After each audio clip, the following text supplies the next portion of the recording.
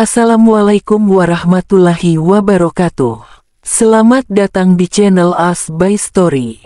Jangan lupa like, komen, dan subscribe, serta aktifkan lonceng notifikasi agar tidak ketinggalan cerita menarik lainnya. Sekarang, mari kita mulai ceritanya. Nara, aku membuka mata yang terlihat hanya atap warna putih. Nara, kamu sudah siuman, ucap Tante Anita. Tante, aku bangun dan bersandar di ranjang. Nara, kok bisa sampai di sini, tanyaku. Kamu pingsan, Ra, ucap Tante. Pingsan, ucapku. Iya, Bian yang membawamu ke sini, ucap Tante. Pak Bian, ucapku mengerutkan dahi. Pintu kamar terbuka, tampak Pak Bian yang datang. Pak Bian, ucapku. Kamu sudah datang, aku mau pulang dulu, ucap tanteku. Tante, jangan pulang, nanti Nara sendirian, ucapku. Siapa yang sendirian? Kan ada saya, Ra, ucap Pak Bian. Aku tak menanggapi ucapan Pak Bian. Entah mengapa aku sangat jengkel melihatnya. Tante, pulang dulu ya, ucapku. Aku tidak bisa berbuat apa-apa. Aku hanya mengangguk saja. Tante mengambil tas dan berpamitan sama Pak Bian. Tolong jaga Nara, ucap tanteku. Pak Bian mengangguk. Setelah tante pulang, aku mengambil ponselku untuk mengalihkan pandanganku dari Pak Bian. Pak Bian mendekatiku dan duduk di tepi ranjangku. Kenapa tidak menelponku kalau kehujanan, tanyanya. Aku tidak menanggapinya. Ra, panggilnya. Aku hanya menatapnya dan tidak menjawabnya. Kenapa hanya diam saja, tanyanya. Aku tidak menjawab. Tiba-tiba Pak Bian mencium bibirku sekilas. Kap, mataku melotot. Pak, teriakku. Akhirnya bisa bicara, ucapnya. Bapak tidak sopan tahu, ucapku sambil mengusap bibirku. Kenapa tidak jawab pertanyaan saya? Kenapa tidak telepon saya tadi, tanyanya. Pikir saja sendiri, ucapku. Pak Bian mencium bibirku lagi. Pak, bentakku. Jika tidak dijawab, saya tetap akan menciummu, ucapnya. Itu karena, ucapanku menggantung. Karena apa, ucap Pak Bian siap-siap mencium lagi. Karena bapak tadi sama wanita lain, ucapku sambil teriak. Pak Bian malah tersenyum. Kenapa bapak tersenyum? Tanyaku mengerutkan kening. Pak Bian memegang tengkuk leherku dan kembali mencium bibirku. Sedikit ada lumatan kecil. Tanpa sadar aku memejamkan mataku dan mengimbangi ciumannya. Pak Bian melepas tautan bibirnya dan tersenyum melihatku. Maukah kamu jadi kekasihku? Tanyanya. Apa ini? Jantungku berdetak sangat kencang dan pipiku sudah memerah. Jawab, Ra, ucapnya. Saya pikir dulu, Pak, ucapku. Tidak usah berpikir, jawab sekarang, saya hitung sampai 3, ucapnya. Tapi Pak, ucapku. 1, ucapnya. Jangan gini dong, Pak, Nara bingung, ucapku. 2, ucapnya. Beri saya waktu, ucapku risau. Ucapnya. Iya, saya mau, teriakku. Pak Bian langsung memelukku seketika. Kau menjadi milikku, Ra, ucapnya. Haduh, tolong dong jangan dipeluk terus. Meleleh nih hati gue. Pak Bian mencium keningku. Oke, sekarang, kita makan dulu, ucapnya. Saya suap ya, ucapnya lagi. Aku bisa makan sendiri, Pak, ucapku. Anak pintar, ucapnya sambil membelai kepalaku. Pak Bian menatapku sambil menopang dagu melihat aku makan. Entah pipiku sekarang jadi bagaimana. Bian, hari ini Nara sudah boleh pulang ke rumah. Aku menjemputnya untuk mengantarkannya pulang. Sudah beres semuanya, tanyaku. Sudah, Pak, ucapnya. Aku menggandeng tangan Nara. Pak, bisa tidak nggak pakai pegang tangan, ucapnya. Memangnya kenapa saya pegang tangan kamu, ucapku tetap berjalan. Kan malu, ucapnya. Kalau saya lepas kamu nanti hilang, ucapku mengedipkan mata. Apaan sih Pak, ucapnya. Aku membantu membukakan pintu mobil. Setelah dia masuk, aku berjalan memutari mobil. Mau langsung pulang, tanyaku. Iya Pak, aku ingin tidur di kamarku sendiri, ucapnya. Aku pun melajukan mobil. Lebih enak di kamarku saja, godaku. Apaan sih Pak, ucapnya memukul lenganku. Sesampai rumah tantenya aku membantu membawa tas. Aku pun masuk ke rumah tantenya. Tante, kamu kelihatannya sibuk sekali, ucapku menaruh tas di sofa. Ya namanya juga dokter, ucapnya. Pak Bian mau minum apa, tanyanya. Tidak usah, sini deh panggilku. Dia pun duduk di sampingku. Ada apa Pak, tanyanya. Aku mengamati wajahnya dan mencium keningnya. Bapak main nyosor aja ucapnya. Lah lebih baik sama kamu daripada sama orang lain, ucapku. Nara langsung bangun dan pergi. Sayang jangan marah dong, ucapku sambil mengikutinya dari belakang. Nara pun membalikkan badannya. Kok panggil sayang sih Pak, geli tahu, ucapnya. Kok geli sih sayang, ucapku lagi. Nara menutup telinganya. Bapak pulang aja Gih, aku mau istirahat, ucapnya. Mau saya temani enggak, godaku. Pulang enggak, usirnya. Nanti kalau aku kangen kamu gimana dong, ucapku lagi. Bapak enggak pulang, kita udahan, ucapnya. Ya, jangan dong sayang. Masa baru jadian 2 hari kita langsung udahan, ucapku. Makanya bapak cepat pulang, ucapnya. Iya aku pulang, ucapku. Tapi sebelum pulang, ucapku langsung mencuri ciuman di bibirnya dan langsung kabur. Pak Bian, teriaknya. Aku keluar dengan terkekeh. Bian, Ra, ini salah kamu harus perbaiki, ucapku. Katanya bapak mau bantu, ucapnya. Kan sudah saya bantu koreksi Ra, ucapku. Kalau cuma koreksi itu mah nggak bantu Pak, ucapnya cemberut. Mau lulus dengan nilai bagus nggak, ucapku. Ya maulah Pak, ucapnya. Nah, makanya cepat perbaiki dan tunjukkan ke saya lagi, ucapku. Iya Pak dosen, ucapnya sambil nyengir dan kembali cemberut. Aku mengacak rambutnya karena gemas. Jam menunjukkan pukul 3 sore. Sesi bimbingan sudah selesai. Akhirnya selesai sudah, ucap Nara sambil meregangkan otot. Sini deh, aku memanggilnya. Nara duduk di sofa dan pahanya aku beri bantal untuk memberingkan kepalaku. Kok tidur di sini sih Pak, ucapnya.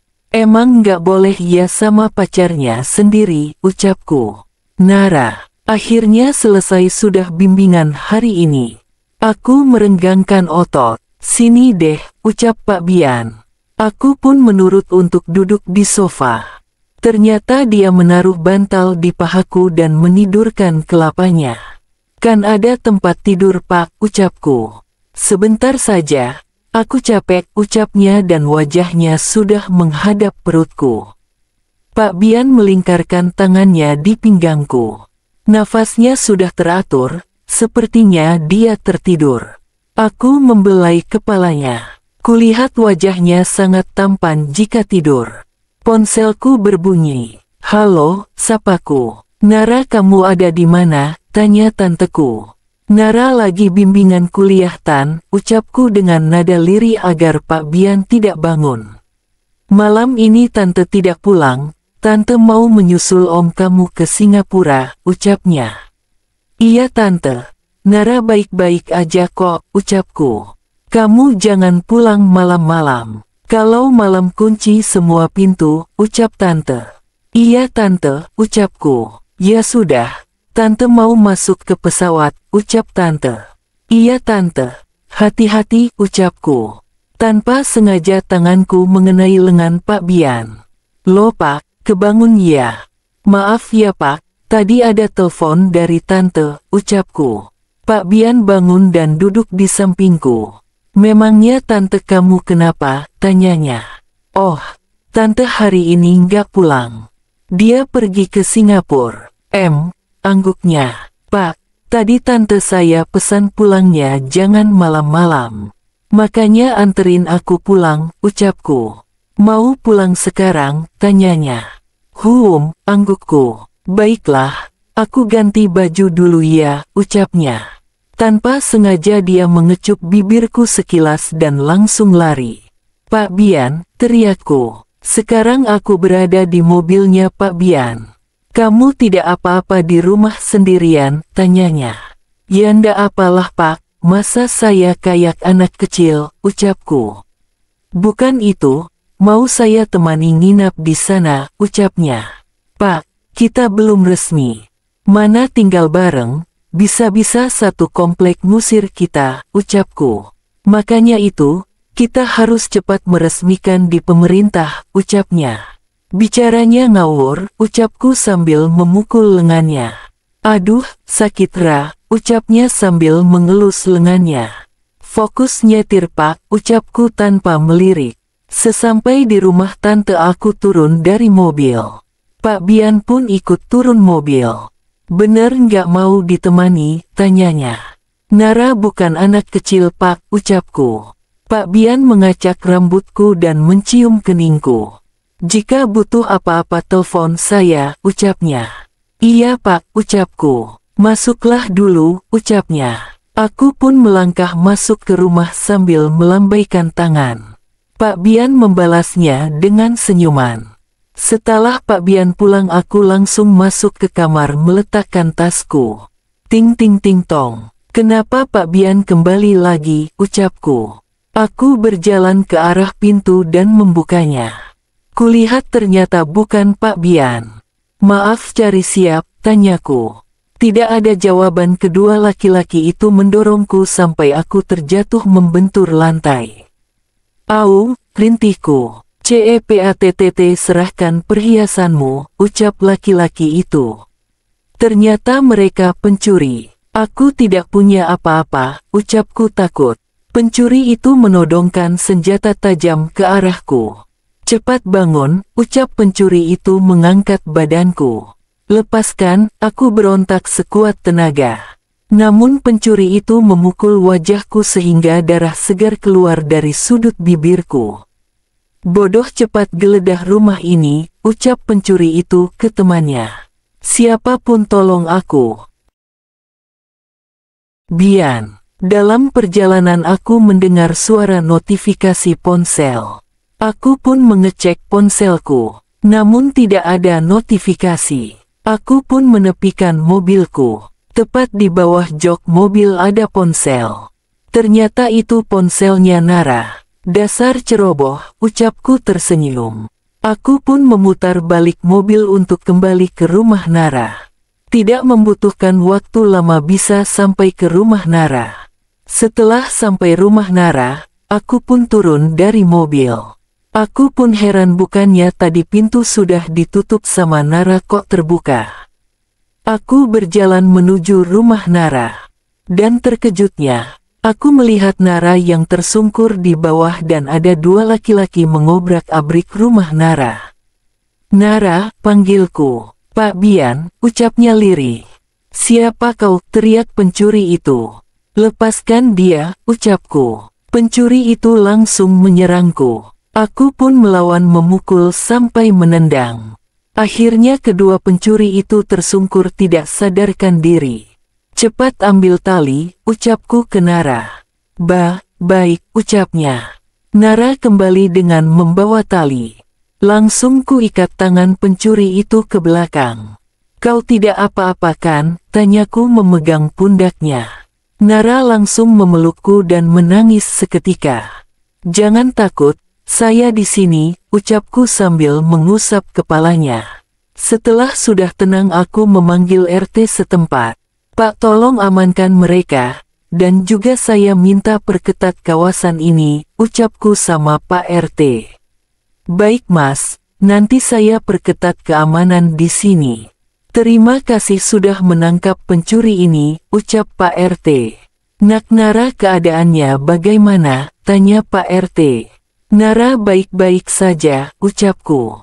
Syukurlah, saya permisi dulu, pamit Pak RT. Aku kembali masuk ke rumah Nara. Aku melihat Nara yang masih ketakutan. Aku pun menghampirinya. Kita ke apartemenku saja ya, ucapku. Nara menganggukkan kepalanya.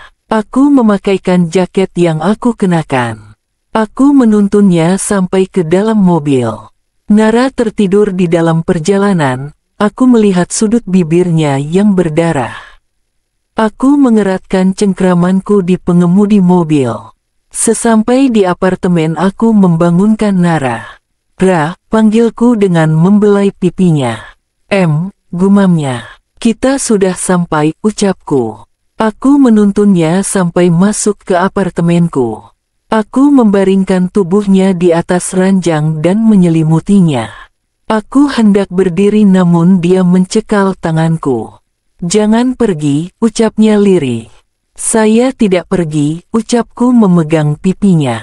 Aku mengambil obat untuk mengobati luka di sudut bibirnya. Aku oleskan obatnya. Stetete, rintihnya. Sakit, tanyaku. Dia mengangguk. Aku memejamkan mata untuk menahan marahku. Sudah, ucapku. Aku membenarkan selimut. Tidur lagi ya, aku mencium keningnya. Tangannya tidak lepas memegang tanganku. Aku menepuk punggungnya agar dia bisa tidur. Tak menunggu lama, mata Nara sudah terpejam dan nafas teraturnya sudah terdengar. Aku mengamati setiap lekuk wajahnya mulai dari mata, hidung sampai bibir. Aku menyubatkan rambutnya ke belakang telinganya. Kenapa kamu sangat manis sekali, ucapku lirih sambil tersenyum. Kuletakkan kepalaku di ranjang dan aku pun menutup mataku. Nara, aku bangun dan bersandar di tepi ranjang. Badanku rasanya sakit semua. Ponselku berdering. Halo, sapaku. Nara, kamu tidak apa-apa kan? Tanya Tante Anita. Nara, baik-baik saja Tan, ucapku dengan nada khas bangun tidur. Bian, memberitahu kejadian kemarin malam, ucap tanteku. Iya, Tan. Untung ada Pak Bian datang, ucapku. Maafkan Tante, tidak bisa menjagamu dengan baik, ucap tanteku. Iya Tante, ini aku masih apartemennya Pak Bian, ucapku. Iya, Bian sudah meminta izin agar kamu tinggal di sana dulu. Sementara orang tua kamu jangan dikasih tahu. Nanti malah panik. Sementara kamu tinggal bareng sama Bian ya, ucap tanteku. Wetiat aku tinggal bareng Pak Bian. Bisa-bisa jantungan mulu. Nara bisa tinggal di hotel Kote, ucapku. Tidak ada bantahan, lebih aman sama Bian. Tante sudah bilang ke Bian kalau kamu tinggal 1 minggu di sana, ucap tanteku. 1 minggu Tante, ucapku melotot. Untuk masalah rumah, sementara kamu jangan ke sana, ucap Tante. Iya Tante, ucapku. Ya sudah, hati-hati di sana, ucap tanteku. Aku mematikan ponselku dan tiba-tiba ponselku nampak nomornya Mama. Aku mengambil nafas panjang. Halo Ma, sapaku. Bagus ya, tidak pernah telepon Mama, ucap Mama. Nara kan sibuk buat skripsi Ma, ucapku. Awas saja kalau tahun ini kamu tidak lulus, ancam Mama. Siap Ma, tahun ini aku pasti lulus, ucapku. Terdengar pintu kamar terbuka. Pagi, sapa Pak Bian. Aku langsung kaget karena Mama masih di sambungan telepon. Stetete, ucapku sambil mengisyaratkan untuk diam. Pak Bian langsung membungkam mulutnya. Ma, udah ya. Nara mau mandi, ucapku. Iya, ingat kata-kata Mama. Kamu harus lulus, ucap Mama. Siap Ma, Nara pasti lulus, ucapku. Pak Bian membawa meja yang berisi makanan dan susu. Aku mematikan ponselku. Mama kamu, tanyanya. Iya, ucapku. Sarapan dulu, ucapnya. Aku langsung mencomot roti dan minum susu. Harusnya aku tadi menyapa mertuaku, ucap Pak Bian. Aku mendengar Pak Bian mengucapkan mertuaku, aku langsung tersedak susu yang kuminum. Uhuk, aku pun batuk. Pelan-pelan Rah, ucap Pak Bian menepuk punggungku. Bapak kalau bicara itu loh, ngagetin mulu, ucapku kembali memakan roti. Lah, emangnya kamu tidak mau berhubungan lebih serius sama saya, ucapnya. Bapak apaan sih, ucapku malu. Pak Bian memegang kedua tanganku. Saya mau serius sama kamu Ra, ucapnya. Haduh jantung ini kenapa jadi dak-dikduk sih. Kayak lagi dilamar aja. Tapi Pak, Nara masih kuliah. Nara mau fokus lulus tahun ini, ucapku. Siap bilang kalau kita berhubungan akan menghancurkan cita-cita kamu. Enggak kan, ucapnya. Aku menatap Pak Bian. Di wajahnya tidak ada kebohongan. Pak Bian mengambil sesuatu di dalam laci. Dikeluarkan kotak kecil berwarna biru muda. Dibukalah ternyata sebuah cincin cantik. Pak Bian memasangkannya di jariku. Cincin ini menandakan kita serius. Kamu sudah tidak boleh lagi dimiliki orang lain, ucapnya. Bapak melamar saya, ucapku melongo. Lebih tepatnya menjerat kamu, supaya tidak ada laki-laki lain yang berani mendekatimu, ucapnya.